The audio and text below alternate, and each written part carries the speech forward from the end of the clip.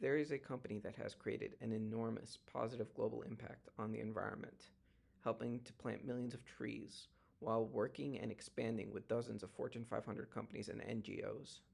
This is the story of Swell, a water bottle company that is more than what it appears, and the challenges and successes it faced on the path towards becoming the organization it is today. We are Group 5. My name is Lawrence. My colleagues are Brian and Harriet. Briefly covering what we are going to discuss today, Brian will cover the introduction and the problem identification. Harriet will look at the situational analysis and potential alternative courses of action Swell could have taken. And finally, I will look at the recommendations and the means by which Swell could implement these recommendations, as well as an overall conclusion of our presentation. With that, I pass it off to Brian to begin his introduction. We will begin with the background on the Swell company. Sarah Kaus, the CEO, created Swell in 2009 when she just had the idea to create a water bottle that was insulated. This was developed when she was on a hike with her mother in the hot desert. The goal was to have a highly functional water bottle that was luxurious and fashionable. She aimed to develop a product that would be viewed in society as a luxury item, which began the price at $35. Significant time was devoted by Kaus to find the correct suppliers and factories overseas that could produce her product because she wanted to be known for her commitment to an eco-friendly company and design. Kaus initially started with one bottle with a singular shape, a singular size and color. However, this quickly evolved. In her first year of business in 2011, Kaus operated out of an apartment with the majority of her sales coming from trade shows. Her first contract was through Oprah magazine when a representative reached out to her to advertise the Swell bottle in the magazine. This was quickly followed by other companies such as J.Crew and Equinox.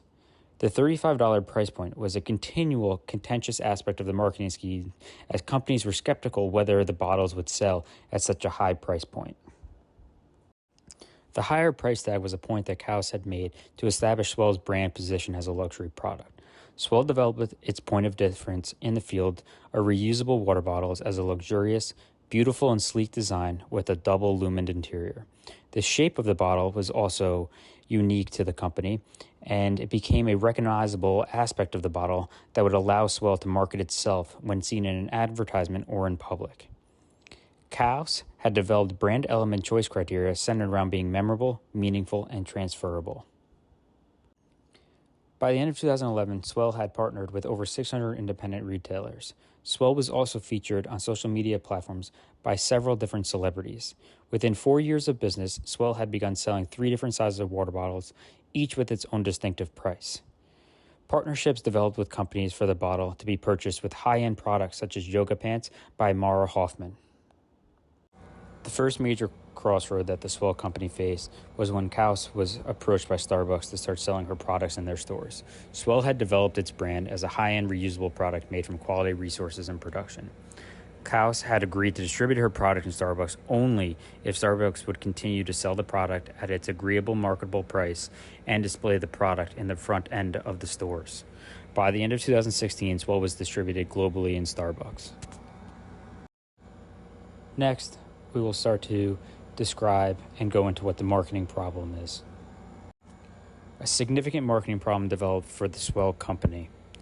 Multiple other competitors entered the reusable water bottle space with cheaper options being sold in mass realtors such as Camelback and Nalgene. Therefore, Kaus was faced with 3 questions she had to answer for the future of her company. The first being, should Kaus rebrand her company to sell a cheaper version and risk cannibalization of her existing marketing demographic?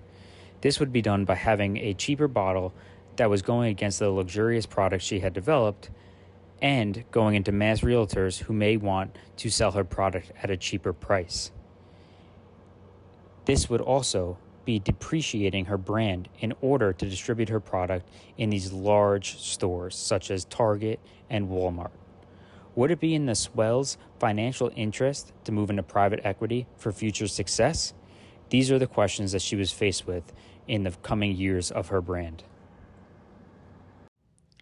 Hi everyone, I'm Harriet Undergacho and I'll walk us through our situation analysis. So on the next slide, you can see our SWOT table, and I'll jump right in with the strengths of the Swell brand.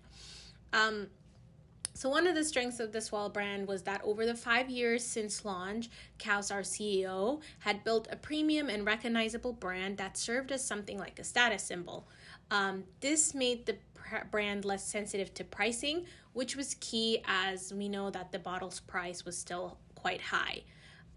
She also used the right mix of form and function, meaning an aesthetic design that was very functional and brilliant brand positioning, as bringing style, innovation, and joy to sustainable living, which all helped to build a very loyal customer base. This customer base included many celebrities, which gave the brand free PR and marketing, which was a huge strength.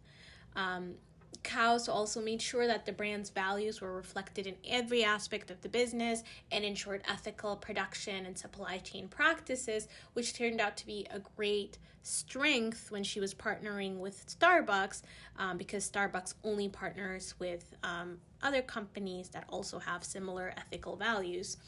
And a final mention for the strengths here is just the environmentally conscious mission, as well as the brand's commitment to giving back.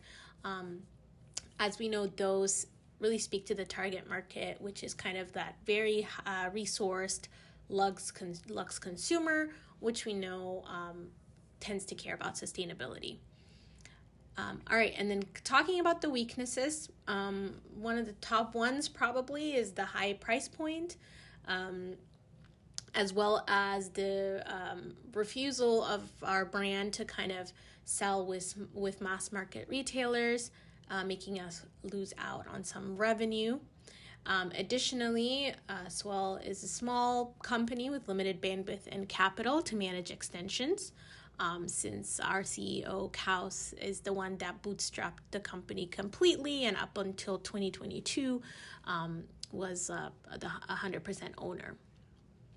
We also learned in the case that Swell bottle shape doesn't have strong legal protection, which made it a lot easier for copycat brands to sell a similar looking bottle at lower prices. So that was eating into our market. And as a final weakness, we could consider the expensive nonprofit initiatives that the brand was engaging in. For example, Kaus herself mentions in the case that if she had investors, they would toss her out on her ears because the planting tree initiative was so costly. Despite the weaknesses that we just heard about, our brand still had a lot of opportunities in 2015. So firstly, we mentioned the big untapped discount or lower priced water bottle market, which was a huge opportunity to increase revenue. That would also open up partnerships with big box retailers, mass market sporting goods, and more. Also, because the brand was so wildly successful, we were getting approached with by private capital, or even we could even consider an acquisition in order to get resources for an expansion. Those are the opportunities, and then finally I'll talk about the threats. We see in the case there were many threats, but firstly there's mention of competitors in the reusable water bottle space, which come in at lower price points. But a bigger concern for Swell, however, was really the copycat bottles that were entering the market, and they were getting lots of sales, especially at discount retailers where Swell was not sold. So that concludes the SWOT analysis, and if we move to the next slide, you'll see we're going to talk about our alternative courses of action. So on the next slide, we have mapped out 3 alternatives for Swell. The first one is really that Swell could go ahead and launch the lower priced sip bottle with Target, and our CEO would then, and our brand would then basically have a presence in the lower priced water bottle market. From the case, we know that Target loved the concept that you see on their top right here and would display it prominently in all of their stores. We also know that the design philosophy and the target market for sip is very different than that of Swell, with sip targeting kids, teenagers, and being more playful, and also just having a different look and feel. So that would really lower the risk of cannibalization. The second alternative that Swell has at this time point is to really stay true to the initial brand positioning and continue to make and sell only the higher priced Swell bottles. This would certainly avoid the risk of cannibalization and brand dilution, as we mentioned before, but we could be losing out on a big market. And the third and final alternative we wanted to consider is kind of a mix of the two first ones.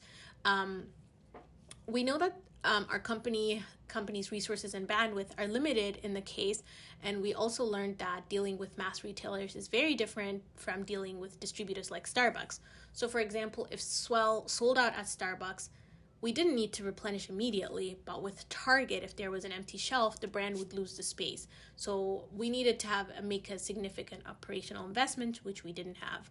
So the third proposed alternative is, instead of launching SIP in all 1,800 Target stores nationwide, we would like to consider a soft launch in key geographies, similar to how the brand did it in a few Starbucks locations in Austin and Atlanta, and then slowly expanding to New York, Hawaii, and Las Vegas. We should consider a similar phased launch for the SIP bottle. And now I'll hand it over to Lawrence to take us through the recommendation and implementation. Thank you, Harriet. I'm going to walk us through part 5 of our presentation, recommendations and implementation. For the class to properly understand the recommendations, it is important to look at the 3 pillars of success that Swell has been able to thrive on. Kaus, before her meeting with Starbucks, required 3 things of any of her partners. First, that they agreed to the advertised price. Second, that they agreed to Swell's wholesale price. And third and finally, that the Swell brand is prominently displayed wherever it may be. Given those 3 keys to Swell's past success, we recommend they not go into a partnership with Target, and that they strongly consider reevaluating how they would be doing business going forward, as their proposed cheaper bottle, SIPs, will cannibalize their market and dramatically hurt the company and its brand recognition. One of the main reasons we recommend that they not take the deal with Target is that we believe that the creation of the SIPs brand will lead to cannibalization. The first factor of this is that the SIPs water bottle will be an inherently cheaper product. This is true both in price and in quality of the product. Next, there will also be massive brand confusion by the consumers. The way they wanted to brand the Sips water bottle is to label it as Sips by Swell. This naming convention and the fact that it is going to be tied to the Swell brand will lead to consumers not knowing which is the mainline brand and thus picking the cheaper option. Third, we do not view Target as a high-end partner, in that if we look at the other partnerships Swell has taken part in, i.e. Apple and Starbucks, we see a different way their products are marketed. And as a result, we believe that going with Target, a wholesaler, at a cheaper price will diminish the brand. Finally, the fact that Swell is willing to lower the price of one of their bottles will create a race to the bottom with its other competitors. This is already occurring on Amazon, where Swell knockoffs are being sold for a cheaper price. However, we believe it should not be Swell instigating this change, because it will cause a trickle down to all its other competitors, in that any bottle that Swell sells will instantly be knocked off. That is unavoidable just because of the way the copyright law works. However, The price of the bottle is dictated by the original price of that $35. And lowering and lowering that price and creating variations will just lead to a lower and lower knockoff and more market confusion. As a group, we have determined that direct investment in the form of capital is required. As the journal article showed, the organization is hitting a wall in terms of growth and scalability. We do not believe that the potential loss of autonomy that will occur when dealing with a distributor such as Target is worth it. However, we believe that the loss of autonomy and control the CEO wants can still be maintained with a financial investment, as there can always be buyback of the company at a later date. You might not necessarily have that level of control in an operations capacity. Direct investment is required for the continued expansion of the brand and does not cheapen the brand in any way.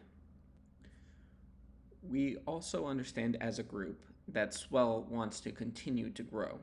This can not only be done by financing, but by new innovative ways and increased operations. The first of these areas we believe has an increased opportunity is the international markets.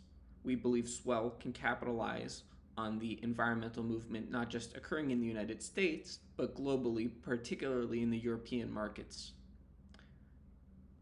Looking at Swell's partnership with Apple, we believe there is a technological aspect that could be taken to improve Swell's brand. This would be in the form of a smart water bottle that would track metrics such as amount of water drank and how many plastic bottles have been saved as a result of using your bottle. We believe this makes sense and is something that aligns with Swell's mission.